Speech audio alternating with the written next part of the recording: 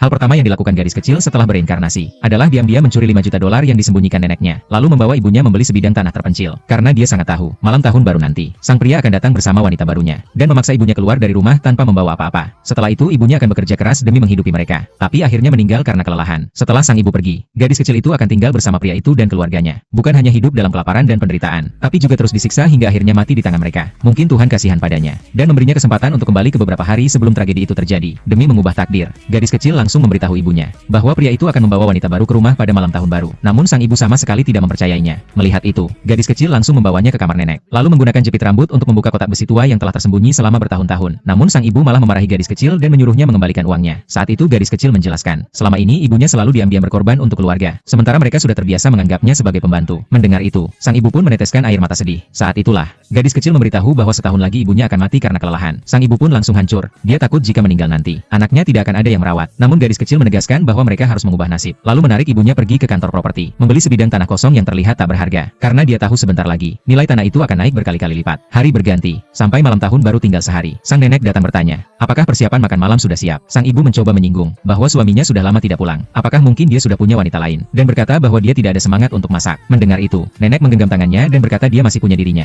dan akan menemaninya menyiapkan makan malam bersama. Tapi kemudian nenek beralasan sakit pinggang dan kembali ke kamarnya untuk beristirahat. Meski sang ibu tahu nenek hanya berpura-pura sakit, dia tetap tidak membongkar, lalu meminta uang untuk membeli bahan makanan. Nenek pun memberi 200 dolar dan kembali berbaring. Saat itu barulah sang ibu sadar, keluarga ini tidak pernah benar-benar peduli padanya. Hari berganti ke malam tahun baru. Sang ibu beralasan sakit dan ingin memesan makanan seharga 200 dolar dari luar. Namun nenek menolak, dengan alasan makanan luar tidak sehat. Lalu menyuruhnya minum obat dan tetap memasak. Sang ibu pun langsung menolak, dan bertanya kenapa adik iparnya tidak diminta memasak. Nenek menjawab, karena adik iparnya sudah melahirkan cucu laki untuk keluarga, sementara dia selama bertahun-tahun menikah, hanya melahirkan seorang anak perempuan yang tukang habiskan uang. Mendengar itu, sang ibu langsung marah. Dia bertanya apakah dia harus terus melayani semua orang. Namun nenek dengan tegas berkata, adik iparnya bisa menghasilkan uang, sedangkan dia hanya bisa menghabiskannya. Sang ibu pun akhirnya mengaku bahwa mereka tidak pernah menganggap dirinya bagian dari keluarga. Adik ipar yang mendengar langsung marah, menyuruhnya sadar diri dan segera masak. Tapi sang ibu tetap tenang. Dia berjalan ke arah adik iparnya, lalu tanpa berkata langsung membalikan meja makan. Tepat saat itu, sang pria masuk sambil menggandeng wanita barunya dan anak hasil hubungan gelap mereka. Sebelum sang ibu sempat bertanya, pria itu sudah mengajukan cerai. Katanya anak itu akan tinggal bersama mereka ke depan. Adik ipar pun senang mendengarnya. Akhirnya mereka bisa bebas jalan-jalan tanpa harus sembunyi-sembunyi lagi. Barulah sang ibu sadar, selama ini semua masakannya adalah untuk menyambut wanita baru dan anak haram mereka, demi masa depan putrinya. Sang ibu pun menyatakan akan menandatangani surat cerai, asalkan mendapat sepertiga dari harta keluarga. Namun nenek langsung menolak. Katanya semua harta harus diberikan kepada cucu lelakinya. Sang pria pun menggunakan cara paksa, menarik gadis kecil dan mengancam akan menjualnya ke daerah terpencil jika ibunya tidak mau menandatangani. Tak punya pilihan, sang ibu pun menandatangani surat tersebut, lalu membawa putrinya pergi dari rumah itu. Setelah mereka pergi, nenek berencana memberikan angpau pada cucu barunya. Sementara pria itu dan wanita barunya mulai membayangkan kehidupan masa depan yang indah. Namun detik berikutnya, nenek tiba-tiba sadar, uang miliknya telah hilang tanpa jejak.